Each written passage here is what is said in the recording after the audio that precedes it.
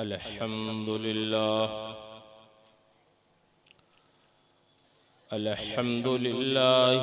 नहमदुहु व नस्तईनुहु व नस्तगफिरुहु व नुमिनु बिही व नतवक्कलु अलैहि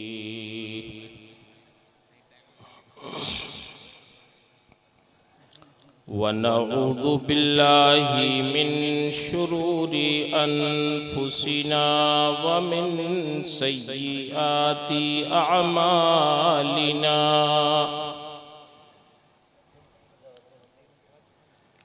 मन यहदिहिल्लाहु फला मुदिल्ल लहु व मन युद्लिल्हु फला हादिय लहु। वनशहदु अल्ला इलाहा इल्लल्लाहु वहदहु ला शरीका लहु वनशहदु अन्ना सय्यदना व मौलाना मुहम्मदन अब्दुहु व रसूलुहु सल्लल्लाहु तआला अलैहि वसल्लम। अम्मा बाद फ़अऊज़ु बिल्लाहि मिनश शैतानिर रजीम। बिस्मिल्लाहिर रहमानिर रहीम।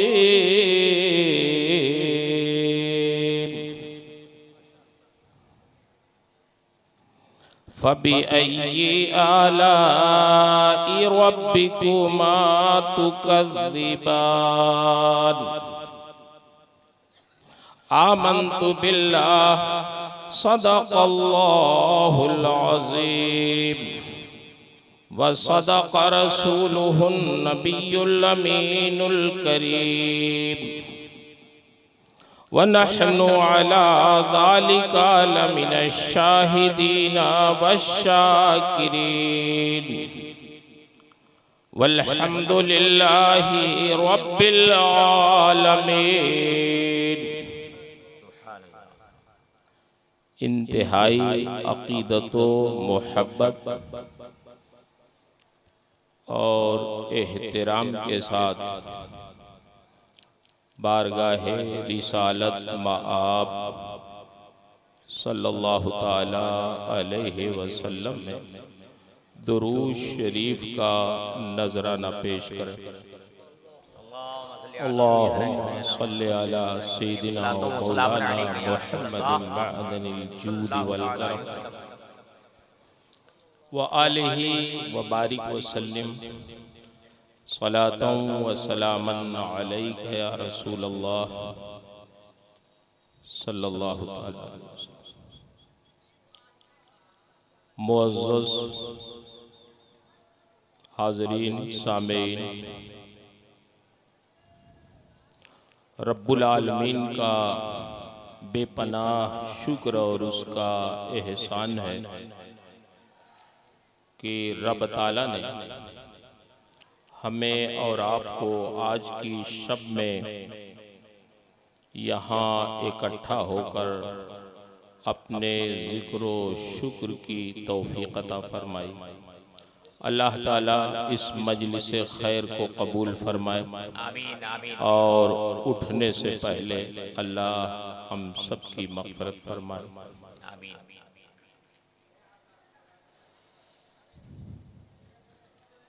आज का ये इजलास जलसे दस्तारबंदी की शक्ल में मुनक़िद किया गया। मुहिब्बे गिरामी वक़ार नाज़िम इजलास हज़रत मौलाना अशरफ साहब मद्दज़िल्लहु ने बहुत बड़े बड़े अलक़ाब से मुझे याद किया।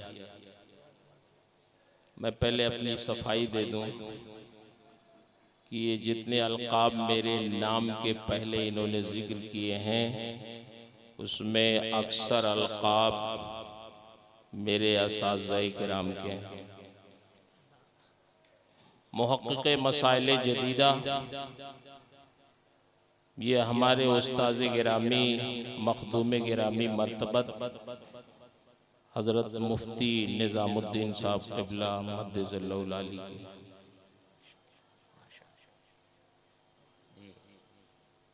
नए नए मसाइल पर जो उन्होंने तहक़ीक़ की है, अल्लाह उन्हें जज़ाए खैर दे, वो उन्हीं का हिस्सा है। इसलिए हम जैसे बेइल्म बेहुनर लोगों के लिए ऐसे अलक़ाब का जिक्र करना ये ज़ाय करना है, और हदीस शरीफ के मुताबिक उसकी गर्दन मारना। जिसने किसी ऐसे अलक़ब से तारीफ़ की किसी की जो उसमें ना हो, तो उसने तारीफ़ नहीं की बल्कि उसकी गर्दन मार दी, और हम लोग उसी गर्दन मरवाने पे खूब खुश होते।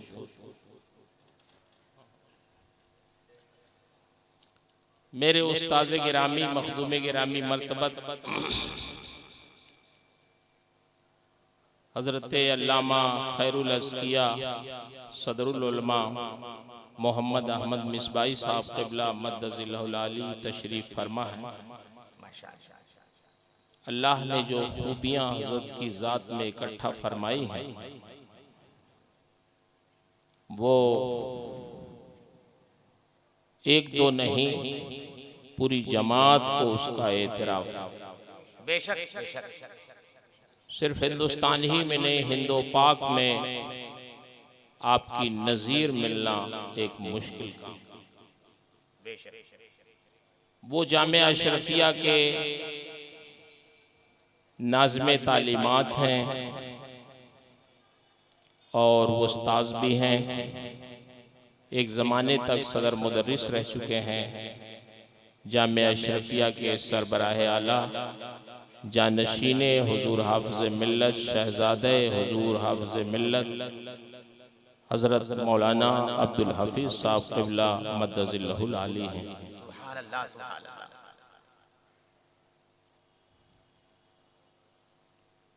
और भी दो एक बातें आपने कही, मुझे याद नहीं आ रही बार। हम जैसे लोगों के लिए तारुफ के लिए यही काफ़ी है कि ये नाचीज़ 1990 से जामिया अशरफिया में तदरीसी खिदमत अंजाम दे रहा है। तकरीबन 32 साल हो गए। 32 साल में हज़ारों तालिब इल्म पढ़ के दीन की खिदमत कर रहे हैं हिंदुस्तान और बैरून हिंद। यही हमारी सआदत के लिए काफ़ी है। सुभान अल्लाह सुभान अल्लाह सुभान अल्लाह। आपने मोहब्बत में कहा, अल्लाह आपको जज़ा दे, लेकिन मैं समझता हूँ कि किसी का भी तारुफ कराने के लिए पहले मालूमात ज़रूरी रहती है। कभी कभी बाज़ लोगों को एतराज़ हो जाता, हम तो नारा लगवा के यहाँ से चले जाएं और उसके बाद पकड़ हो कि ये लक़ब तो हमारा था, आप कहाँ से ले आए।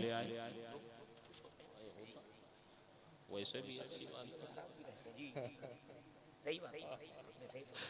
जिसका जो है उसी को दिया गया। मौजूद हाज़रीन, हमारी और आप सबकी इज्जत दीन की खिदमत से, दीन से अलग होकर हमारी कोई हैसियत नहीं है। मुझे याद आई बात, अमीरुल मोमिनीन हज़रत उमर रज़ी अल्लाह ताला अन्हो जब अपने दौरे खिलाफत में हज के लिए गए, तो मक्के से पहले एक जगह मकामे दजनान है। जब वहाँ पहुँचे तो अपने साथियों से कहा, थोड़ी देर के लिए यहाँ रुक जाओ। लोगों ने पूछा, अमीरुल मोमिनीन कोई खास बात है? आपने फरमाया, हाँ खास बात है, इस सरजमीन से मेरी एक यादगार वाबस्ता। इरशाद फरमाते हैं, यही वो जगह है जब मैं हालते कुफ्र में था, तो अपने बाप खत्ताब के ऊंटों को चराया करता था। मेरे बाप खत्ताब के कुल 5 ऊंट थे। वो 5 ऊंट भी मुझसे संभलते नहीं थे। मेरे बाप कहते, उमर इन 5 ऊंटों को एक लाइन से खड़ा कर दो। तो वो 5 ऊंट मुझसे संभलते नहीं थे, एक लाइन में वो खड़े नहीं होते। एक को लगाता, दूसरा बिदक जाता, दूसरे को लाता, तीसरा भाग जाता। ये 5 ऊंट भी मुझसे संभलते नहीं थे। और मेरे बाप खत्ताब कहीं चुपके से खड़े होकर मुझे देखते रहते थे, और जब संभलते नहीं थे तो आके फिर मेरी पिटाई लगाते थे। कहाँ वो जमाना जब उमर से 5 ऊंट नहीं संभलते थे हालते कुफ्र में, लेकिन जब से मैं रसूलुल्लाह के दामन से वाबस्ता हुआ तो अब मेरा हाल यह है कि कहाँ मदीना, कहाँ ईरान, कहाँ मदीना, कहाँ शाम। मदीने में बैठकर मदीने से लेके ईरान और शाम तक के लोगों पर मैं निगाह रखता, मैं उनके फैसले करता हूं। ये सब सदका है ईमान से मुतअल्लिक होने और मोमिन होने का। फिर आप देखें हजरत उमर की कसरे नफ्सी भी देखें। हम लोग तो कोई राय कभी दे देते हैं तो हम चाहते हैं कि हमारी राय पे 100% अमल हो जाए। नहीं अमल होता तो हम नाराज होने लगते। लेकिन हमारी राय कभी सही होती है, कभी गलत होती है। लेकिन उमर जब राय देते थे बारगाहे रिसालत में तो अल मुवाफिक़ु रायहु बिल वही वल किताब। आपकी राय बारगाहे नबी में जब देते तो आपकी राय वही इलाही के मुताबिक होती। कुरान मुक़द्दस में तकरीबन 40 से ज़ायद 18 वाक़यात तकरीबन ऐसे 40 से ज्यादा आयतें ऐसी हैं जो हजरत उमर की राय बिना। लेकिन ऐसी शख्सियत जिनका इल्म ऐसा कि राय दे दे तो कुरान नाजिल हो जाए। 18 आयतें तो उम्मुल मोमिनीन की बराअत में नाजिल हुई हैं। उसमें बास कलिमात वो हैं जो नाजिल होने से पहले हजरत उमर ने फरमाया बुहतानु नज़ीम का लफ्ज, और वही फिर कुरान में नाजिल। ऐसी शान। मगर जब खलीफा हुए, मैं अपने हम उम्र के बहुत से उलमा तलबा भी बहुत उनसे गुजारिश कर रहा हूं कि हमारा मिजाज हम ये समझते हैं कि हमसे चूक नहीं होती। हजरत उमर जब खलीफा बनाए गए तो आपने पहली तकरीर की लोगों में कि लोगों मैं तुम्हारे दरमियान किताबो सुन्नत से फैसला करूं। तो लोगों ने कहा सुभान अल्लाह, आप किताबो सुन्नत से फैसला करेंगे तो हम उसकी पैरवी करेंगे। एक देहाती पीछे बैठा।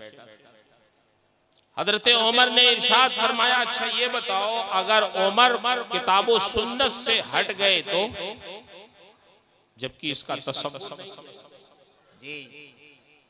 लेकिन जैसे ही उन्होंने कहा कि अगर उमर किताबो सुन्नत से हट गए तो फिर क्या होगा, तो पीछे से एक देहाती आराबी जिसके कपड़े भी फटे थे, तलवार लटकाए हुए था, खड़ा हो गया और उसने कहा उमर, जब तक किताब व सुन्नत से आप फैसला करेंगे तो हम सरे तस्लीम खम कर देंगे, लेकिन अगर जरा भी इधर उधर आप हुए तो फिर ये तलवार आपका फैसला। हजरत उमर नाराज नहीं हुए, फरमाते अल्हम्दुलिल्लाह, अल्लाह का शुक्र है कि उमर भी अगर इधर उधर हो तो इस उम्मत में सीधा करने वाले लोग मौजूद। क्या शान थी आपकी, इतना इल्म होने के बावजूद, इतनी इज्जत व वकार होने के बावजूद भी वो उस शख्स की बात पे नाराज नहीं हुए, बल्कि खुश हुए कि इस उम्मत में लोग इस्लाह करने वाले मौजूद हैं। तो हमें और आपको खुश रहना चाहिए इस बात पर कि हमारे ये मशाइख, हमारे ये बुजुर्गाने दीन, हजरत मिसबाही साहब जैसे मुतदय्यन आलिम दीन मौजूद हैं कि हम लोग अगर कुछ इधर उधर हों तो ये हजरात हमें अपनी नसीहतों से और अपनी सरजनिश से सीधा कर। आप लोग खुश नसीब हैं कि कल आप ये कहेंगे हमने मिसबाही साहब को देखा, हमने हुजूर हाफिज़े मिल्लत अलैहिर्रहमा को बहुत बचपन में देखा, जब प्राइमरी में पढ़ते थे, बच्चे थे, कोई शऊर नहीं था, लेकिन ख्याल है कि देखा है। तो आज अल्लाह का शुक्र अदा करते हुए कहते हैं कि हमने हाफिज़े मिल्लत को देखा। सुभान अल्लाह, खुश हो। तो ये शख्सियतें वो हैं कि कल आप फख्र से कहेंगे कि हमने अपने इन बुजुर्गों को अपनी आंखों से देखा। बेशक जब जब आप सदर मुदर्रिस थे तो इस्लाह कैसे हम लोगों की करते। एक मर्तबा इम्तिहान का जमाना था, बहुत देर तक हम लोग रात में बैठ के कुछ इम्तिहान का काम करते रहे। फिर जब घड़ी देखी हमने तो हमने कहा हजरत रात के तकरीबन 1:30 बज गए। तो हजरत ने फरमाया कम से कम आपको तो घड़ी नहीं देखना चाहिए, क्योंकि जलसे में कभी पहले चले जाते हैं, कभी बाद में आते हैं, तो ये रात में कुछ काम कर दिया करेंगे तो उसका एवज हो जाएगा।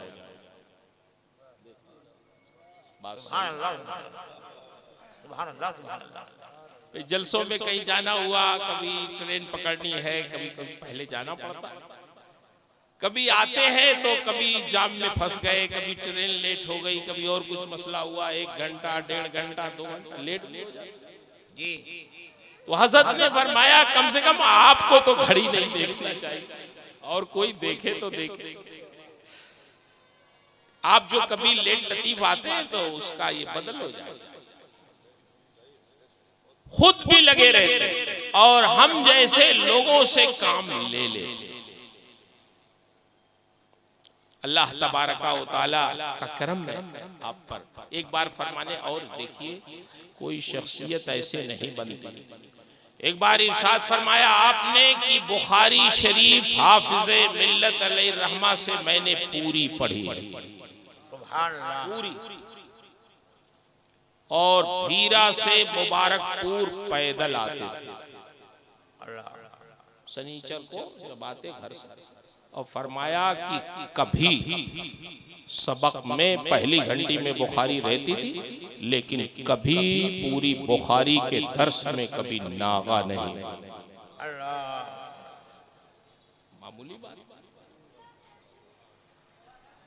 बड़ी क्या है, मुद्दत से होता है चमन में, हजारों साल नरगिस अपनी बेनूरी पे रोती है, बड़ी मुश्किल से होता है चमन में दीदावर पैदा। अल्लाह ताला हमारे इन बुजुर्गों की उम्र में, सेहत में, फजल में बरकतें अता फरमाए, इनका सायात फत दराज फरमाए। मुअज़्ज़ज़ हाज़रीन, आज का ये जलसा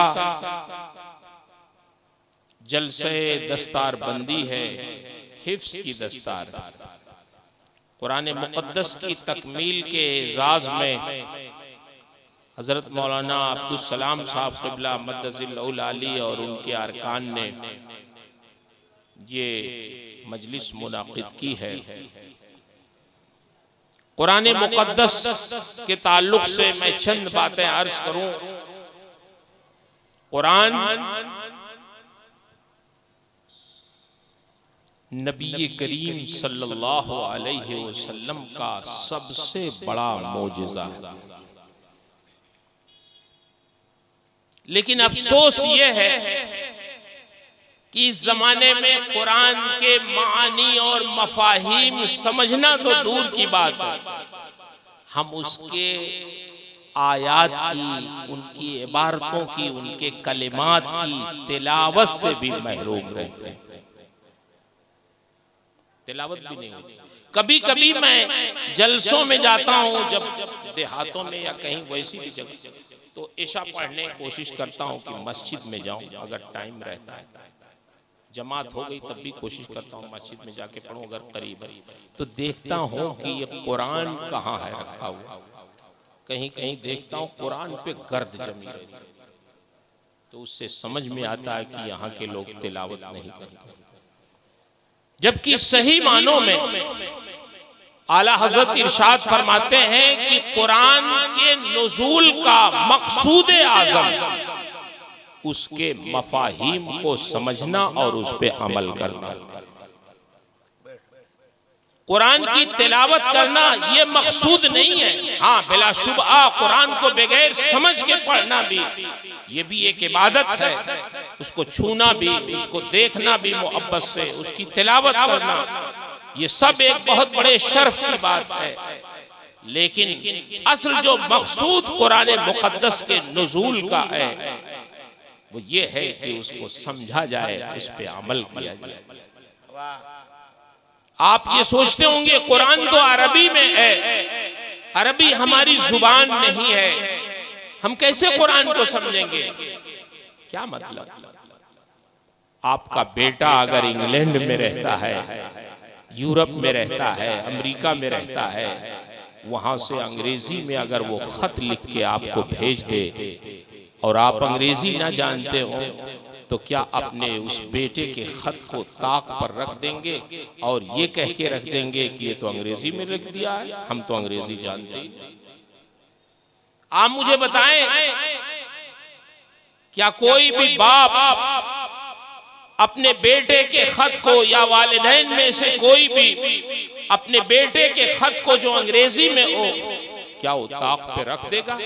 उसको पढ़ेगा नहीं, उसको समझेगा नहीं। अगर वो खुद नहीं अंग्रेजी जानता है तो मोहल्ले में किसी मास्टर साहब के पास जाएगा, किसी अंग्रेजी दां के पास जाएगा और कहेगा, मास्टर साहब इस खत को पढ़िए, ये मेरे नूरे नजर का खत है, ये मेरे लख्ते जिगर का खत है, ये मेरे प्यारे बेटे का खत है, उसने इंग्लैंड से लिखा है, उसने अमेरिका से लिखा है, आप पढ़ के बताएं कि इसमें है क्या, उसने मुतालबा क्या किया है, वहां के हालात क्या लिखा है, अपना दुख दर्द क्या बयान किया है, क्या उसने मांगा है, क्या हमें नसीहत की है, क्या अपनी दरखास्त पेश की है, वहां के हालात क्या लिखे हैं, आप जल्दी से पढ़ के सुनाएं।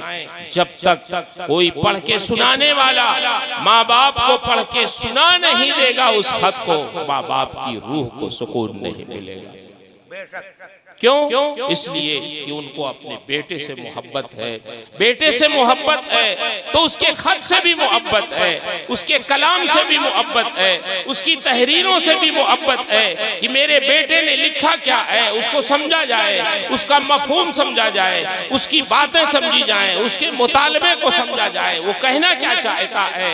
आप मुझे बताओ मेरे भाइयों, क्या माँ बाप को जितना अपने बेटे से मोहब्बत है उससे कहीं ज्यादा अपने रब से मोहब्बत नहीं है? वल्लज़ीना आमनू अशद्दु हुब्बन लिल्लाह, जो मोमिनीन है वो सबसे ज्यादा अपने रब से मोहब्बत करते हैं। जब अपने रब से मोहब्बत है तो उसके कलाम से भी मोहब्बत होनी चाहिए। खिलाओ देखें, हमारे रब ने ये कलाम हमारी हिदायत के लिए नाजिल किया है, लाओ देखें इसमें है क्या, अल्लाह ने क्या मुतालबा किया है हमसे, किन चीजों से मना किया है, किन चीजों का हुक्म दिया है। पुरानी पुरानी उम्मतों के किस्से क्या बयान फरमाए हैं, कौन कौन सी नसीहतें उसने की है रब्बुल आलमीन ने, और क्या मसल बयान किए हैं, पुरानी उम्मतों के वाकयात क्या जिक्र किए हैं। कुरान में सब कुछ है, लेकिन हम समझना ही नहीं चाहते।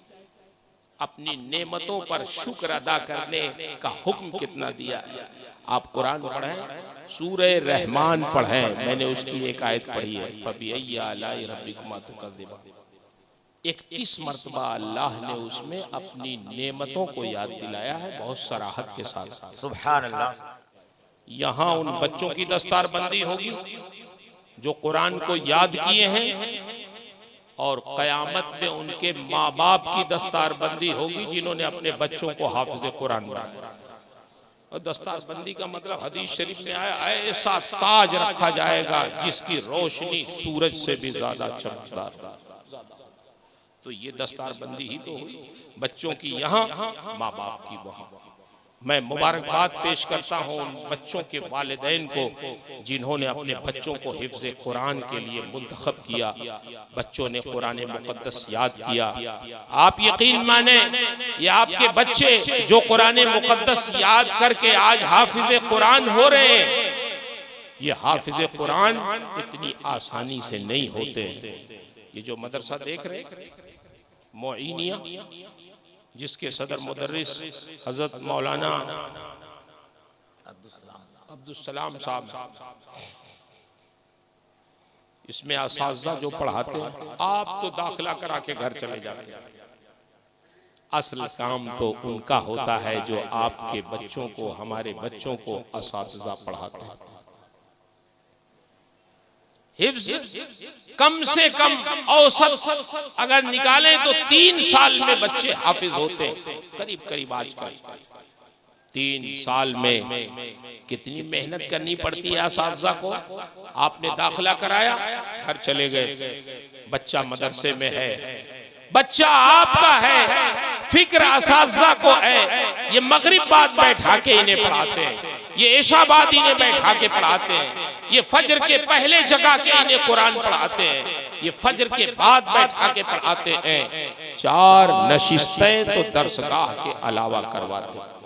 फिर दिन में जो मदरसे का टाइम है उसमें बैठा के पढ़ाते हैं। तब फिर 3 साल में कहीं हमारे और आपके बच्चे हाफिज कुरान बनते हैं। आप तो सो रहे हैं घर पे आराम से, रात के सन्नाटे में आप घर पे टीवी देख रहे हैं, आराम से सो रहे हैं, लुत्फ ले रहे हैं। लेकिन आपके बच्चों के असातिज़ा मदरसों में ये कमरों में जा जा के चेक करते हैं, बच्चे कहीं मोबाइल से खेल तो नहीं रहे। लिहाफ उठा उठा के रात में 1 बजे 2 बजे देखते हैं, चेक करते हैं कि देखें ये बच्चे मोबाइल से खेल रहे हैं या सो रहे हैं। दिन में क्या पढ़ेंगे अगर रात में ये मोबाइल से खेलेंगे। इस तरह मेहनत करके सुबह जगाना, इनके पीछे पड़ना, बच्चों की बातें सख्त से सख्त सुनना, ये सब करने के बाद 3 साल की मेहनत के बाद फिर कहीं जाके ये बच्चे हाफिज कुरान होते हैं। तो इनके हाफिज बनने में सही मानों में इनके असातिज़ा का बहुत अहम किरदार है। मैंने वहाँ हजरत बंगाल पुरलिया जिले में तकरीर में मैं गया, तो वहाँ मैंने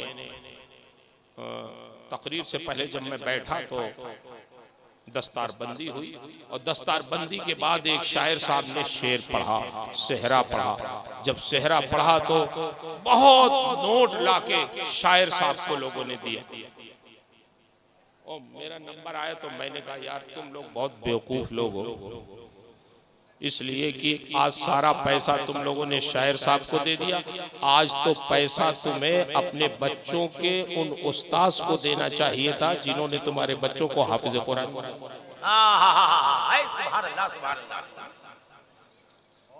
ये शायर साहब अभी चले जाएंगे, खैरियत भी नहीं पूछेंगे तुम्हारी, मुड़ के देखेंगे भी नहीं, और पैसा इन्हें खूब दे रहे हो। कम से कम आज इनके उस्ताद को देते तो बात समझ में आती कि तुमने अपने बच्चों के उस्ताद का एहसान कुछ समझा। वो तुम्हारे मुहताज नहीं है, लेकिन ये तो समझ में आता कि तुम कदरदां हो इल्म के, मेहनत के, कोशिश के। मैंने कहा कहाँ है हाफिज साहब? तो वो हाफिज साहब बेचारे कहीं किनारे बैठे हुए। मैंने उनको कहा हाफिज साहब यहाँ, उनको आगे बैठा। मैंने कहा खबरदार, अब अगर कोई इनाम इधर उधर दिया, अब सारा इनाम हाफिज साहब। बेशक बेशक। और मैंने कहा कोई बगैर इनाम दिए जाएगा भी नहीं, चाहे वो 10 ही रुपया दे, लेकिन हाफिज साहब को दे। वो अल्लाह का करम लगता है, वो कबूलियत की घड़ी थी, बात कबूल हो गई। तो फिर सब लोग उठे और उन्होंने हाफिज साहब को इतना दिया कि हाफिज साहब को रुमाल में बांध के ले जाना पड़ा। हाफिज साहब खुश हो गए। मैंने कहा इसको बांध दीजिए, अब ले जाके घर गिनिएगा, नहीं इधर उधर गिनेंगे तो गिनने में कितने लोग इधर उधर मार देंगे, आप उसको बांध के लेके जाइए। हाफिज साहब बहुत खुश हुए। मुझे खुशी ये हुई कि लोगों ने उस्ताद की कदर समझी। कुशीनगर में भी मैंने यही बात कही तो जैसे लगता है उन्होंने तैयारी कर ली थी पहले से। 2 लड़कों की दस्तार थी, और जब मैंने कहा यार देखो जिन्होंने इनके उस्ताद जो है इनके कहाँ हैं, वो बैठे थे, तो लोग समझ गए कि मैंने कहा अरे इनकी कदर करो, आज इन्होंने पढ़ाया तुम्हारे लड़कों को। मौला मसूद साहब के लिए नारा लगाने की कोई ज़रूरत नहीं, इनके लिए नारा लगाओ, इनके लिए जो हो सकेगा।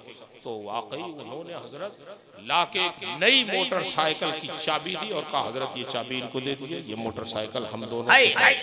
नारे तकबीर, जरा मोहब्बत के साथ उस्ताद की खिदमत, उस्ताद की मोहब्बत और अहमियत, जरा मोहब्बत के साथ नारे तकबीर और जोर से नारे रिसालत, उलमाए अहले सुन्नत। सुभान अल्लाह। पहले हमारे बुजुर्गाने दीन फरमाते थे कि उस्ताद रूह की परवरिश करता है, माँ बाप जिस्म की परवरिश करते हैं, मगर मैं तो अब देखता हूँ कि उस्ताद रूह की भी परवरिश करता है, जिस्म की भी परवरिश करता है। भाई 9-9 साल तक हम लोग मदरसे में पढ़े तो कहाँ खाए, किसका खाए? मदरसे ही का तो खाए। तो मदरसा खिलाता भी है और मदरसा पढ़ाता भी है। तो जब मदरसा हमें खिला भी रहा है तो हमारे जिस्म की भी परवरिश कर रहा है, और पढ़ा रहा है तो हमारे रूह की भी परवरिश कर रहा है। इतना बड़ा एहसान ये इदारा कर रहा है।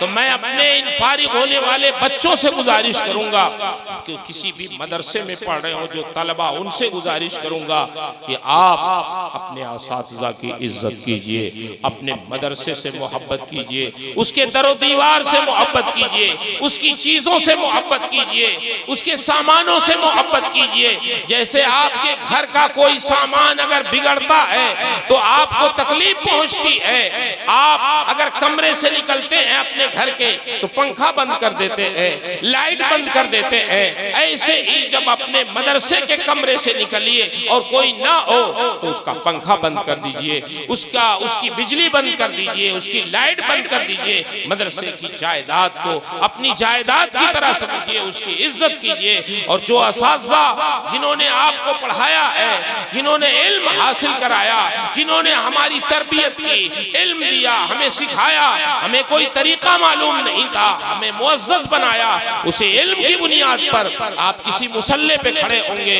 उसी इल्म की बुनियाद पर किसी दरसगाह पे बैठ के आप पढ़ाएंगे।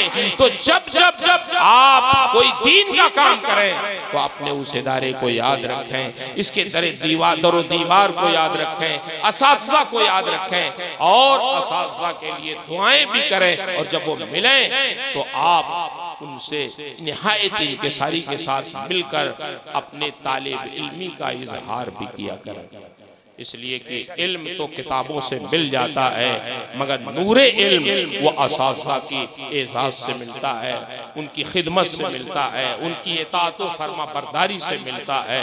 हुजूर हाफिज़ मिल्लत अलैहिर्रहमा जब हुजूर सदरुश शरिया अलैहिर्रहमा बरेली शरीफ से आते, सठियाओं स्टेशन पे 1 मिनट ट्रेन रुकती थी। उस वक्त रास्ता बड़ा खराब, तो सिर्फ हाफिज मिल्लत सदरुश शरिया से हाथ मिलाने के लिए स्टेशन जाते कि इतनी देर में कम से कम हम सलाम कर लेंगे अपने उस्ताद से और उनकी ज़ियारत कर लेंगे। मुबारकपुर से सठियाओं जाते थे सिर्फ सलाम। आज तो बच्चे अगर वो उस्ताद को देखते हैं, बहुत से बच्चे ऐसे हैं तो इधर उधर कट के चले जाते हैं कि कहीं सलाम ना करना पड़े। सलाम की भी रवादार, तो इसलिए सलाम और एजाज इज्जत करना ये हमारा अखलाकी फरीजा है। हारून रशीद ने अपने बेटों में से अमीन या मामून को इमाम किसई के वहाँ भेजा पढ़ने के लिए। तो जब पढ़ने के लिए भेजा तो कुछ दिन के बाद हारून रशीद जैसे जाहो जलाल वाले बादशाह इमाम किसई के वहाँ गए ये देखने के लिए कि देखें हजरत हमारे लड़के को क्या पढ़ा रहे हैं, क्या सिखा रहे हैं। गालिबन वो मगरिब या असर का वक्त था। हारून रशीद जब पहुंचे इमाम किसई के वहां उनकी मजलिस में तो देखा कि नमाज का वक्त करीब है और इमाम किसई वजू कर रहे हैं और उनका बेटा अपने उस्ताद को वजू करा रहा। हमारा बेटा अगर अपने उस्ताद को वजू कराए तो हम खुश हो जाएंगे। देखा कि मेरा बेटा अपने उस्ताद के पैर पे पानी गिरा रहा है और उसके उस्ताद वजू में अपना पैर धुल रहे हैं। हारून रशीद ने पीछे से एक तमाचा अपने बेटे को रसीद किया और जब वो मुतवज्जे हुआ पीछे तो हारून रशीद ने कहा, नादान, अल्लाह ने दो हाथ किस लिए दिए हैं? सिर्फ एक हाथ इस्तेमाल करता, एक हाथ से पानी डाल और दूसरे हाथ से अपने उस्ताद का पैर धुल, तब भी उनका हक अदा नहीं। ये बड़े बड़े बादशाह, जाहो जलाल वाले बादशाह हारून रशीद जैसे लोग अपने बेटों को जब मदरसे में दाखिल करते किसी उस्ताद के वहाँ, तो वो सिर्फ ये नहीं चाहते थे कि मेरा बेटा आलिम बन जाए, बल्कि वो ये चाहते थे कि मेरा बेटा मुअद्दब बन जाए, आलिम होने के साथ उस्ताद की इज्जत करने वाला बने, बुजुर्गों का फर्मा बरदार बने, तब वो हुकूमत करते थे। इसलिए कि उनके बेटे भी न सिर्फ आलिम होते थे बल्कि वो बाअमल। इसलिए मेरे भाइयों, कभी तो अब तो मारपीट का जमाने नहीं। मैं एक जगह जौनपुर में गया तो एक कारी साहब से बस इतना ही कहा, कारी साहब खैरियत? अरे बोले हजरत खैरियत कह रहे, एक लड़के को मैंने मार दिया तो घर वालों ने मुकदमा कर दिया, मैं तो जेल जाते जाते बचा। तो आप चाहते हैं हमारा बेटा आलिम भी हो जाए, हाफिज भी हो जाए, और अगर दो चार छड़ी लगा दिया तो आप चले गए थाने में, आपने FIR कर दिया, आपने मुकदमा कर दिया, फिर तो कहाँ की पढ़ाई लिखाई। इसलिए आप भी अपने बच्चों के असातिज़ा की इज्जत करें, अपने बच्चों से भी इज्जत करवाएं। ये इदारा जिसमें ये बच्चे पढ़ रहे हैं इसकी खिदमत करें, इसके खर्चे और अखराजात और इसकी जरूरियात का लिहाज करें। ये इदारे रहेंगे तभी आपको हाफिज़े कुरान मिलेंगे, तराबी पढ़ाने वाले मिलेंगे, कुरान पढ़ाने वाले मिलेंगे, दीन की बातें समझाने वाले मिलेंगे। आज स्टेज पे जितने उलमा बैठे हुए हैं, जितने हुफ़ाज़ हैं, जितने अइम्मा हैं, अगर सबके हालात आप जानना चाहते हैं तो जरूर बुनियादी चीज मुश्तरक होगी कि सबके सब किसी न किसी इदारे में पढ़े होंगे। इसलिए ये इदारे बाकी रहेंगे तो ये उलमा निकलते रहेंगे, हुफ़ाज़ निकलते रहेंगे और कुर्रा निकलते रहेंगे, दीन का काम इंशाअल्लाह होता रहेगा। तो आपसे गुजारिश है कि हज़रत मौलाना अब्दुल सलाम साहब क़िबला मद्दज़िल्लहुल आली का हाथ बटाएं, ताउन करें मदरसे का और इसके अखराजात पर भी निगाह रखें ताकि ये काम जो जारी है वो आसानी से चलता रहे। मेरी दुआ है रब तबारक व तआला से रब्बुल इज़्ज़त इस इदारे को फ़रोग़ अता फरमाए, इसकी तालीम बेहतर से बेहतर बनाए और इसके असातिज़ा, इसके तलबा, इसके मुआविनीन, मुखलिसीन, अराकीन, जितने भी लोग इससे मुंसलिक हैं, अल्लाह सबकी उम्रों में, सबकी सेहत में बरकतें अता फरमाए, सबके दिलों में खुलूस अता फरमाए, लड़ाई झगड़े से महफूज रखे और दीन की खिदमत इखलास के साथ करने की तौफीक अता फरमाए। मैंने जो कुछ भी अपने मुख्तसर से बयान में अर्ज किया है, इसमें जो हक है, जो सवाब है, जो सही है, वो सब मेरे रब की तरफ से है। मेरे बयान में, मेरी ताबीर ताबीर में, मेरे समझाने में, खुद मेरे समझने में जो कोताहियाँ हैं, जो गलतियाँ हैं, वो सब मेरी तरफ से है। अल्लाह मुझे हक कहने, हक सुनाने, खुद हक पे कायम रहने और हक की नश्र व इशाअत की तौफीक अता फरमाए। अस्तगफिरुल्लाह रब्बी मिन कुल्लि ज़ंबिन व अतूबु इलैह। अस्सलामु अलैकुम।